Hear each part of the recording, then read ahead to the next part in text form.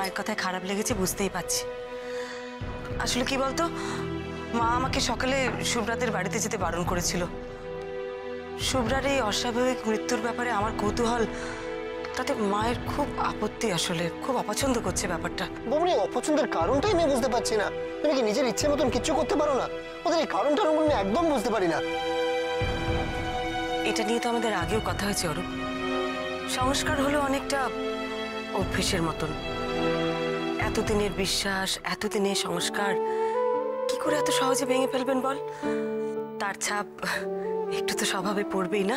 কিন্তু বৌমনি, আজকের দিনেও এইসব সবাই কি আর যুগের সঙ্গে তাল মিলিয়ে চলতে পারে বল?